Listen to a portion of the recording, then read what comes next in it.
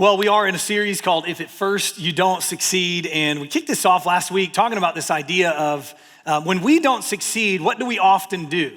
We go back to that childhood phrase of at first you don't succeed, what? Yeah, try again. And we talked about how trying doesn't always work. In fact, in some cases, trying leads to less trying. Trying can lead us to being burnt out and kind of giving up altogether because we tried before. In fact, we tried several times before and we didn't get the results we wanted. We didn't get success. And so we end up kind of throwing our hands up and going, well, I guess I'm never gonna change. I guess I could never make a difference in this area of my life. And so trying actually leads to less trying. So we introduced this idea last week that training is better than trying. That training is small practices that enable us to do what we currently cannot do through direct effort. And that trying is simply relying on direct effort alone or doing nothing between now and that moment in the future and hoping that when we get there, we have enough resources, enough self-control, enough willpower to make the right decision or to do the right thing. And I used a couple running examples last week, and I got an email that I wanted to share with you from Scott. Scott's an attender here at Browns Bridge. His wife, Jenna, they volunteer over in Upstreet. And in fact, I asked him, I said, hey, do you mind if I share your email? And he goes, oh yeah, we embarrass ourselves every week in Upstreet on the stage. So sure enough, go for it. So he wrote me, he was talking about the series, and he said, when I met my wife, she was a passionate runner. And after our first date, she said that she was running a 10K that weekend and her running partner had dropped out and asked if I would run it with her. I said, absolutely, sounds great. So at that point, I had to go home and Google what a 10K was. And it was then that I knew I was in trouble. I had to run 6 miles in less than a week. So I went to a running store and I bought running shoes and opened the box and put them on the morning of the race. Apparently, you shouldn't do that either. If you're a runner, you know that's like big no-no. About a mile in, I was ready to die, and she looked at me and said, "You're not a runner, are you?" And I thought, that is such a great example of what we're talking about in this series. Scott was just trying, wasn't he? Scott had not been able to train for that at all. He was just showing up day of and was hoping that he had the resources to accomplish that. And he didn't have the resources to accomplish it, did he? And we talked about this last week, that really the beginning of training is we've got to admit that I can't. Admit that we can't. And think about Scott. It would have been much better for him if he would have just said, you know what, thank you for the invitation, but I can't. That would have saved him a lot of heartache. And talked about this idea that, this makes sense physically. Like we understand the idea of training when it comes to a marathon or a CrossFit challenge or losing weight or gaining weight or whatever we're trying to do physically. We know that training is going to be required, but that we can do the same thing when it comes to the invisible things in our lives, the things that matter most, the things that we know are affecting our family or affecting our relationships or affecting our jobs, and we tried to fix them, but we just haven't been able to through direct effort alone. And so we're talking about in this series, let's stop trying. Let's stop trying and let's start training. I mentioned last week that I'm a bit of a runner, and one of my favorite races that I've done a handful of times is the Peachtree Road Race. Has anybody in here ever done the Peachtree Road Race? I imagine we've got a bunch of folks. If you're new to Atlanta, Peachtree Road Race is the world's largest 10K. Something like 60,000 people show up every July 4th in downtown Atlanta, and you run down Peachtree Road, and then you finish in Piedmont Park. It's a really great experience. There's tons of energy on the sides of the road. There's people throwing out t-shirts and handing out donuts and doing all sorts of things. The whole 6.2 miles cheering you on. It's a lot of fun. Well, several years ago, I think this was 2017, one of the years I was running it, they took a picture of me. This is about mile 4 of a 10K. And it looks like I'm doing really good. It looks like I'm really happy. But this is actually the last of 4 pictures that were taken within just a few seconds. Click. I'm sure the photographer was like, click, click, click, click, So this is how I looked in the 4th picture, but then this is the 3rd picture. And then this is the 2nd picture. And then this finally is the 1st picture. And just for effect, can we zoom in on that face there? That's what was really going on. Now, what happened? I mean, you could probably already tell what happened. I'm running along at mile 4 of this 10K, and all of a sudden I see a photographer that's like zoomed in on me, like taking pictures of me, and I thought, and like it dawns on me right here, I see the photographer, I'm kind of making eye contact there, and then you'll slowly see me start to straighten up, a little bit more of a smile, a little bit better posture, and finally this guy.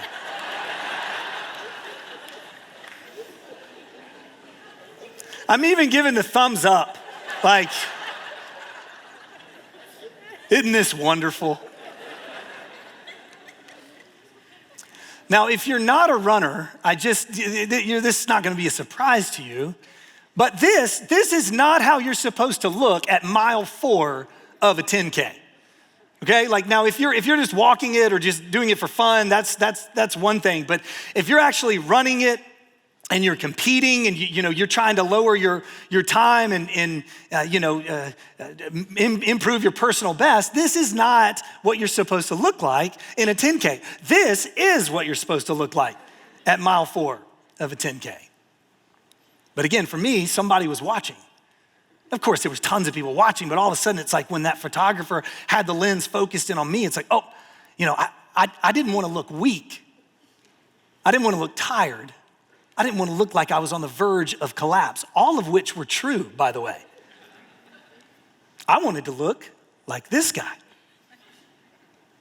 And after the race, you get an email, with, hey, here's the photos with you in it. And they use your race number to pull up all the photos that your number is in. And so I'm clicking through, there's probably 30, 35 photos.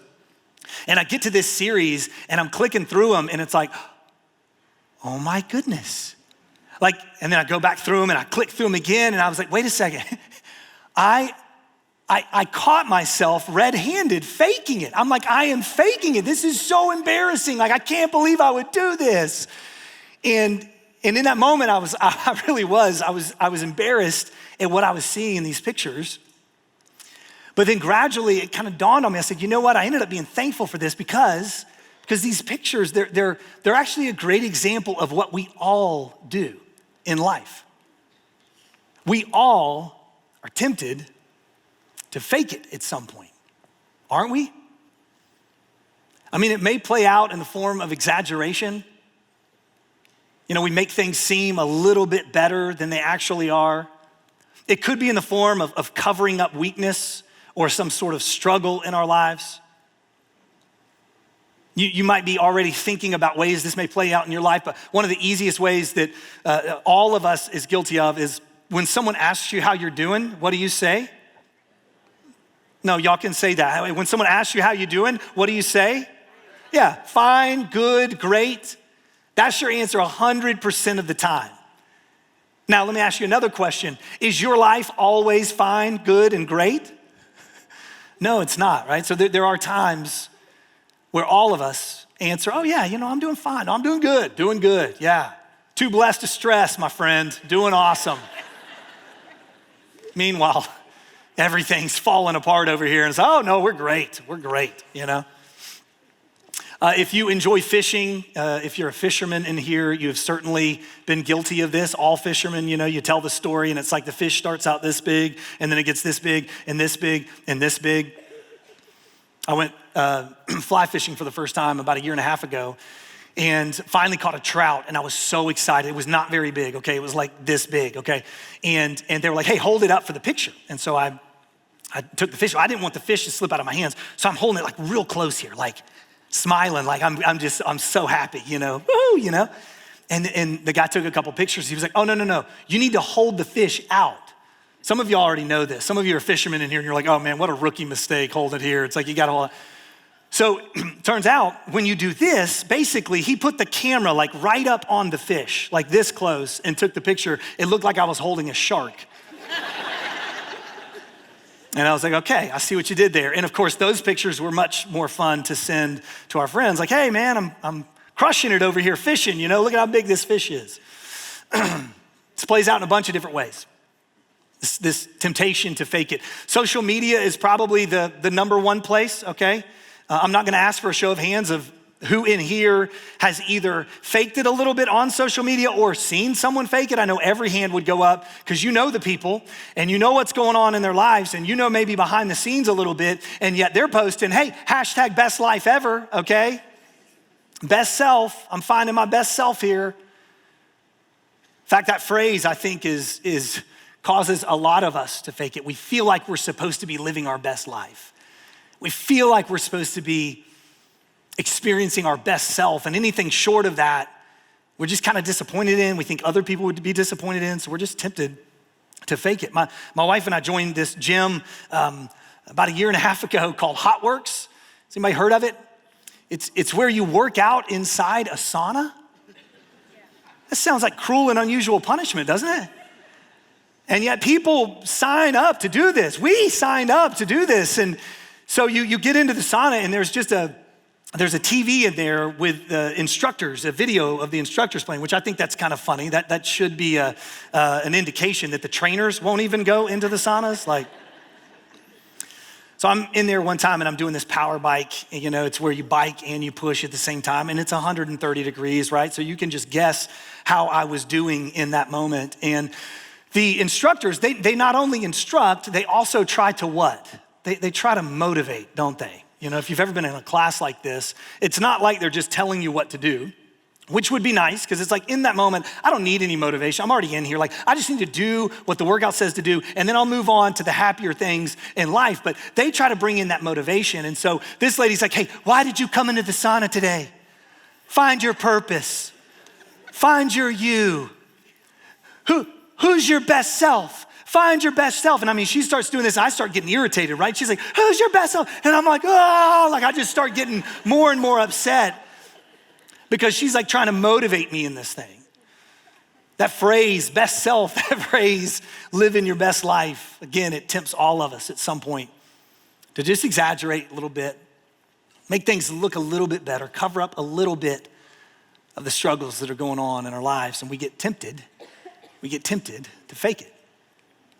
And when we fake it, it costs us something. We may think it's a really small thing, that little bit of exaggeration here, a little bit of kind of a counterfeit self here. We think it's small. We think, okay, this really isn't gonna matter much in the end, but the reality is it costs us something. It affects us, and it affects us in ways that we don't even know. Researchers at the University of North Carolina did this study in 2015 where they were looking at the effects of using or wearing counterfeit goods. Okay, so those goods that you would buy on the street somewhere that have a name brand on them, but that aren't really the real thing. You pay a fraction of the cost. It looks real, it feels real, but it's a counterfeit item. So this is a really fascinating study. You can just Google fake glasses experiment, and you can pull it up and read all the details. I kind of nerd out over this stuff, so I'm gonna try to keep it high level, but they basically took a huge group of people, they split them up and randomly assigned one group to be the counterfeit sunglass group and one group to be the designer sunglass group. And they split them up and they sent them into different rooms, and there were boxes of sunglasses in there that said real and counterfeit. And all the folks in the real group had to grab the real designer sunglasses, and the counterfeit folks had to take glasses out of a box that said counterfeit sunglasses. Now, they were all the same exact sunglasses. They were all designer sunglasses, $300 or $400 retail. They had them put on these glasses and begin to do a series of experiments. And they set up the experiments in a way to see how honest people would be, how ethical they would be when wearing the counterfeit sunglasses versus wearing the designer sunglasses. One part of the experiment, they had to do a series of math problems. And they had the problems over here and did the work over here, and then they had a separate sheet for grading. And they set it up to where they would turn in their work over here, drop it into a box, and then they would turn in their answer sheet over here, and it gave them a chance to fabricate their score if they wanted to. And they actually got paid on the amount of scores they got correct.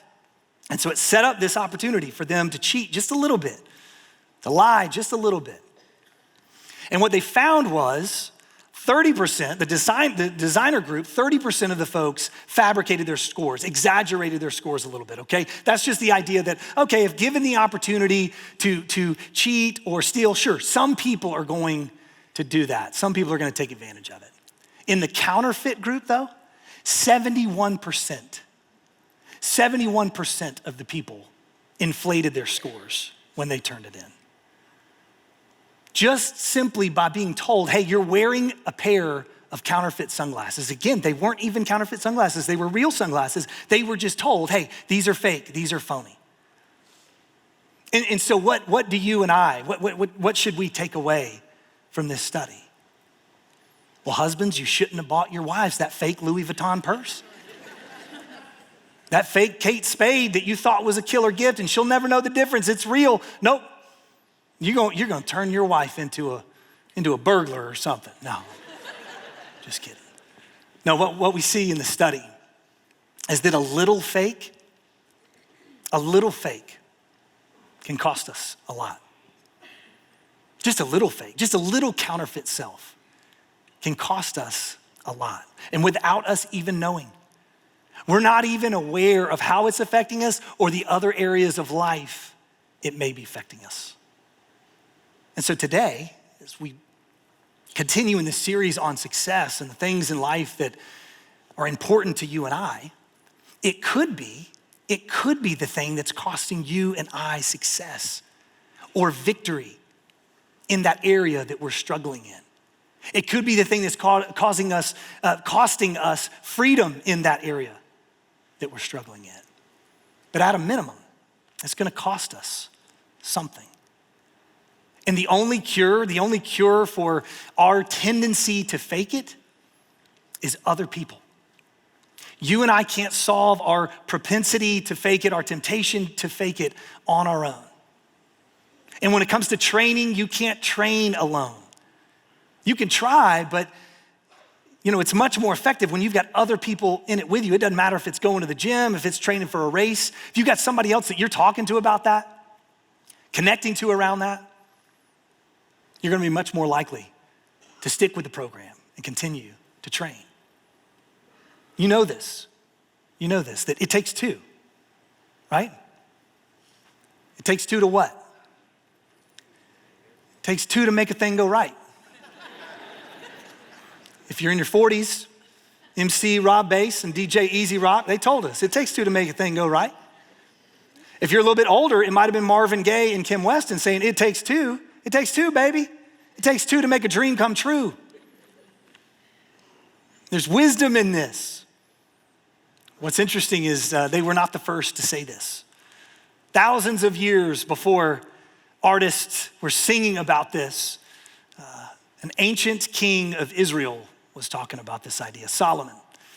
Solomon was David's son. He was the king of Israel. And he wrote books of wisdom. He was considered the wisest man in the world. And he said this in Ecclesiastes 4. Again, this would have been about 1,000 years BC that he wrote this, that two are better than one. You can't train alone. Two are better than one because they what? They have a good return for their labor. And then he's gonna unpack why they have a good return for their labor. If either of them falls down, one can help the other up. But pity anyone who falls and has no one to help them. Also, if two lie down together, now it's not what you're thinking, okay? If two lie down together, they will keep warm, but how can one keep warm alone? This was about survival. If you were traveling in 1000 BC in Israel, it gets very cold there throughout the year, and you're just sleeping under the stars with maybe a piece of fabric or some sort of makeshift tent, you need the body heat of another person to stay warm. Now, I discovered this through a personal experience about 10 years ago. I went backcountry camping with one of my best friends, Chris. He's a childhood friend of mine. And when I say backcountry camping, some of you know what I mean. It basically means you don't have the comforts of a car or electricity or a little mini fridge to wake up to in the morning. It's like, no, whatever you need, you pack into your backpack and you hike 5 miles into the woods. And if you didn't bring it with you, you're not gonna have it with you. So we pack up all our stuff, and one of the things we did was we made these things called silver turtles. We'd never done it before, but silver turtles are, you take tinfoil and you put a bunch of meat and vegetables in there, and then you dump a bunch of steak marinade on top of it. You wrap it up in the tinfoil, and then when you get to your campsite and you make your fire, you just set it on the coals, and it kind of cooks and steams the meat, and then you have this delicious meal as you're out there in the woods. And so we packed that in my bag. We start hiking in. What we forgot to do was put the silver turtles in a Ziploc bag. Yeah, you're smarter than we were because we didn't think of it. And obviously tinfoil doesn't do a great job holding all that in. So slowly, as we hiked the 5 miles into the woods, the steak marinade and the juices from the meat and the vegetables just kind of soaked down through my entire backpack. My sweatpants, my sweatshirt, my sleeping bag. And this was May of that year, and it was gonna get down to about 60 degrees, which doesn't sound that cold, and it's not that cold when you're like up, walking around and moving, but it's real cold when you're laying still and trying to sleep through the night. And Chris and I had both brought hammocks to sleep in. If you've never slept in a hammock, it may change your view of camping. It's way better than sleeping on the ground, way more comfortable. The problem is you're up in the air, and so you don't have the insulation of the ground, so it's much colder to sleep in a hammock as well, which wouldn't have been a problem if I had had my sweatpants and my sweatshirt and my sleeping bag. But those were covered in steak marinade, and I didn't want to be like this hanging piece of steak marinated person, for all the bears out there. So we hung my bag up in a tree like 30 yards away, like real high up in a tree, way far away from us. And it got time to go to sleep. And it was kind of chilly, but I was like, no, it's fine. I can push through. I was in shorts and a t-shirt because it was warm during the day when we were hiking in. I thought, I'm gonna make it through. We're gonna be fine. I get in the hammock. I kind of wrap myself up. 30 minutes go by, 45 minutes go. It's getting colder and colder, and I'm wide awake. I cannot sleep at all. So finally, I called Chris and said, hey, Chris, can I borrow I had to wake him up. He was sleeping like a bear over there. Hey, Chris, can I borrow your blanket, your sleeping bag? And he kind of like, oh, what? Yeah, sure. Hands it to me. So I get it. Cuddle up, boom. I am warm within about 5 minutes. I am out.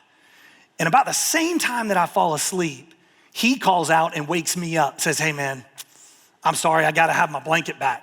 Gotta have the sleeping bag back. So I was like begrudgingly, okay, here you go, buddy. And still, I told myself again, I was like, it's fine. If I can just get to sleep, I'll be able to sleep through the night. I won't even think about it, won't feel it, whatever. So I'd try again. 30 minutes goes by, 45 minutes goes by, an hour goes by. And finally, I said, that's it. And I got out of my hammock. And I walked a few feet that way over to his hammock. And I discovered that night that if two lie down together, they will keep warm. That's what Solomon's saying here. And then he wraps up this bit of wisdom about two is better than one with this last verse. He says, though one may be overpowered, two can defend themselves. He's talking about when you're traveling on the road in ancient Israel, you could come across all sorts of dangers. They could be in the form of someone, other people trying to rob you, mug you. It could come in the form of animals that you face. And if you're by yourself, you're not gonna have a great chance to defend yourself. But if there's two of you, you can defend yourself. Again, this was about survival. And this is why two is better than one. It sounds like common sense, and it is. That's what Solomon was giving. He was given common sense language in the physical sense for 3,000 years ago. Now, today, it doesn't necessarily affect us or apply to us in the same way. We have a number of different things, technology-wise, that can help us. If you fall down and you're by yourself, what do? You just call someone and you say what? You say, I've fallen and I can't get up. If you're cold, you just turn up the central heating and air. If you're beginning to get overpowered, you can call for help. So it doesn't necessarily apply in a practical sense in the same way to us, but there is something present in these verses that is so important for you and for me. And Solomon doesn't mention them because he didn't have to. He was talking about physical survival. He was talking about common sense wisdom for them. And we don't need that necessarily in the physical sense, but we all could use it with the things that we can't see. with those parts of our lives that we would say are most important. Those parts of our lives where maybe we're struggling a little bit and we know, gosh, if I could just hit a button and solve this one problem, life would be so much better. And so I wanna go back through these verses and I wanna draw out what's not being said that's being said. What Solomon is saying without having to say it, because it's that principle that you and I will take away today. He says that two are better than one because they have a good return for their labor. If either of them falls down, one can help the other up. How? Why? Why can one help the other up? How can one help the other up? Because, and this is what Solomon is not saying, because he doesn't have to, because they see exactly what is going on with the other. If they're walking along a path and one of them cries for help, it's not like the other one would go, I wonder what's up with him. I wonder what's up with her.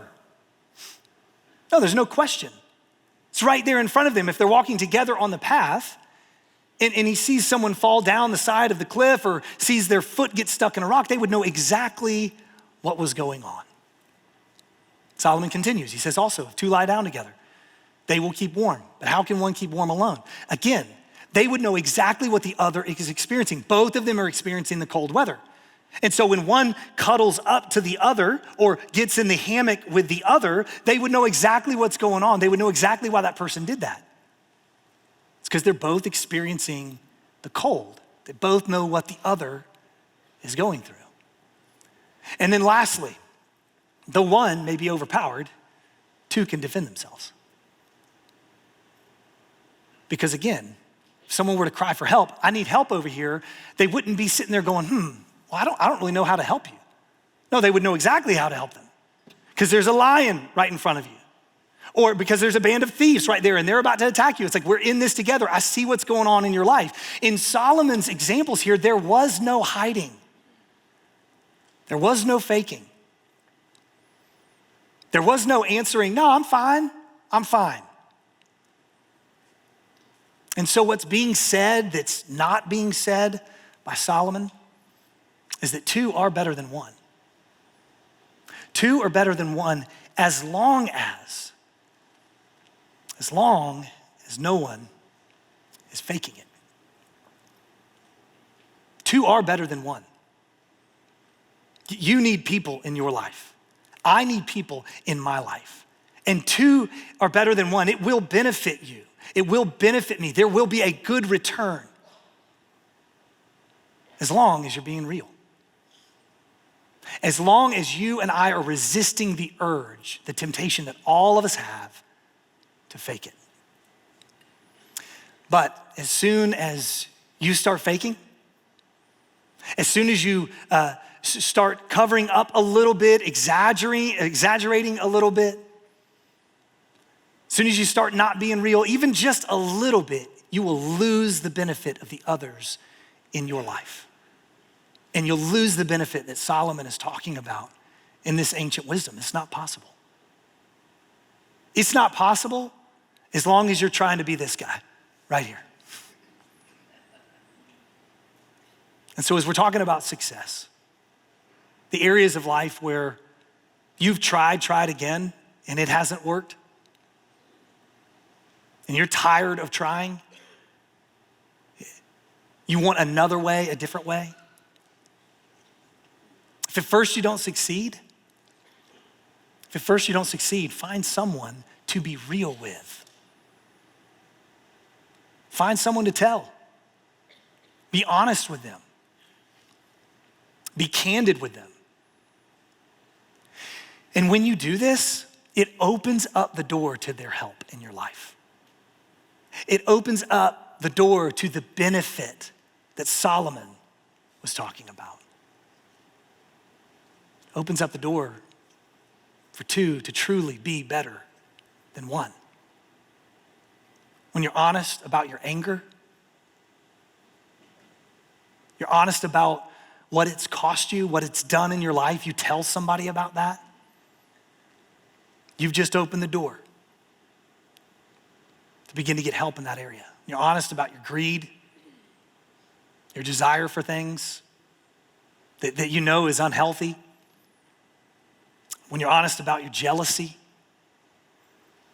you feel things, see things, and different things go on inside of you when you're scrolling social media, but no one really knows about it, and you kind of keep it to yourself, and you would just love to be free from that feeling of envy and jealousy that you get.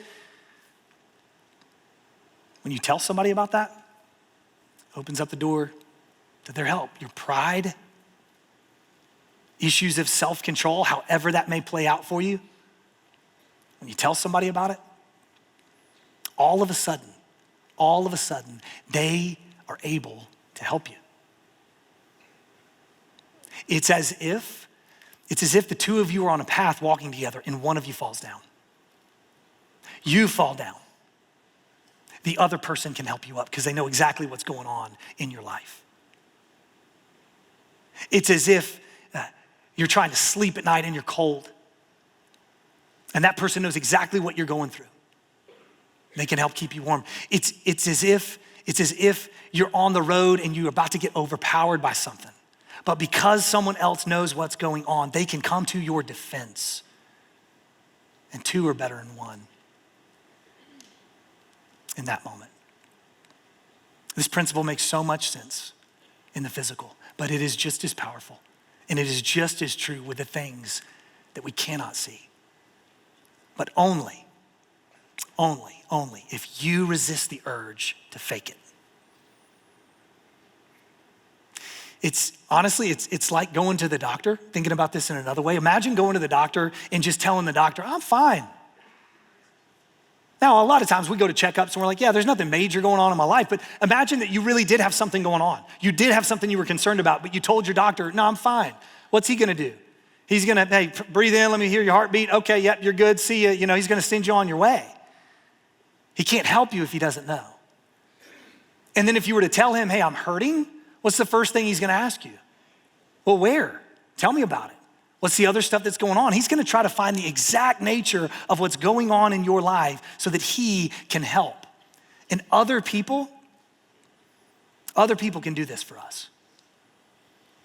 They're not doctors, not in the physical sense. We don't wanna lean to other people for our health advice, okay? But when it comes to our impatience, our greed, our self-control, those areas of minor weakness that maybe minor weaknesses, major weaknesses that we don't really know what to do with, we don't know who to talk to about it. When we invite other people into that, it can make a huge difference in our lives. I mentioned last week the 12-step program and just what a transformational program, the amount of lives that have been changed through this. And we looked at step 1 last week. Step 5 of the 12-step program, if you know anybody that's been in recovery, maybe you've been in recovery, you know this, but step 5 is that we admitted to God, ourselves, and to another human the exact nature of our wrongs. And we see this and you might be thinking to yourself, well, is 2 out of 3 okay? Because we're fine with talking to God about it and we're fine with admitting it to ourselves, but really, do I have to go to this step? And the reality is, yeah, you can't stop there. If you want that transformational power, if you want to see the benefit that Solomon talked about, the benefit that's so common knowledge in the physical things in our lives, we want to see that benefit. We've got to find someone. We got to pick someone and be real with them. If at first you don't succeed, find someone. Pick somebody in your life and be real with them. And tell them the exact situation that you're in. The more detailed, the more specific, the better the help. Vagueness is not your friend here. Because we can hide behind obscurity, can't we? We can hide behind I'm kind of embarrassed about this, so I'm just gonna be a little bit unclear. We give a summary statement. I've kind of been losing my temper a lot lately. What does that mean? And when you give a summary statement, you get sympathy. You don't necessarily get help. Because when we give a summary statement, every one of us in here could go, well, yeah, who hasn't been there? Sure, yeah, I've been there. Yeah, me too, yeah, totally. I've experienced that. When we're vague and we're unclear, we don't necessarily get the help that's available. We gotta be specific. Not just, hey, I lost my temper a lot this weekend, but no, specifically, how many times? 3 times. Well, what'd you do and what'd you say? Get specific about it. So here's my challenge to you. Here's my challenge to you. This week, whatever success is, and again, we're not talking about money and fame and career. We're talking about those areas of life that we have tried again, and we continue to fail. Whatever that area of life is for you, whatever success is, I want you to find someone and be real with them. Today is the day. This week is the week. Don't wait. Get clarity on what that thing is, and then ask yourself, who am I gonna tell? Who am I gonna share this with? And then go share it. For me, I have 2 guys in my life that I share everything with. My good friend Chris from the hammock, and then another guy named Tim, who used to be one of our pastors on staff here. And we just have a pattern. We have a rhythm in life of when one of us is in the car driving to work, driving home from work, we'll call each other. So we'll talk on the phone at least 1 or 2 times a week. And when we pick up the phone, we'll say, hey, how's it going? And you know what we never say? We never say fine. We never say great. That's not to say that we don't celebrate the good. We certainly celebrate the good. We'll talk about good things going on, but we don't just give that automatic answer. We talk about the things that were burdening us, the things that have weighed us down, the conversations that have been hard today, the situations that have been hard today, the areas where I failed, the areas where I blew it. And that's become our pattern. And it's been so helpful through the years.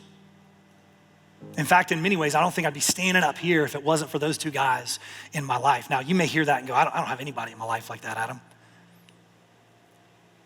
But you could start. And do you know where you have to start? You gotta start with this right here. Just pick somebody and be real with them today. And here's what's amazing. You may be worried about, am I gonna pick the wrong person? Do I pick somebody that has bad advice and they're gonna lead me astray? Here's the great thing. The thing that keeps us from being real is our own pride and our own sense of self-reputation. And when we open up and we get real with somebody, it breaks that pride in our lives. So before the other person even responds, you win. If you do this, you win. Even if they give awful advice, you win. Because you've broken that pride in your life and you've broken that tendency and that temptation to fake it. The faking that's costing you and costing me. So today, find somebody and be real with them. Heavenly Father, I don't know why you designed it this way, but you did. You designed it that we have to have other people in our lives. We often feel like we just want to get things right between me and you, between us and you, and if we got things right between us and God, we're good. But we're missing out so much. We're missing out on so much when we do that. We need people. And I pray today for the man, the woman, the student who's in here today and hearing this, and they know exactly what it is that they need to share and that they haven't shared, the thing that they've held on to, the thing that they've covered up, and it is wearing them out. I pray for them today to have the courage to open up and be real with someone today.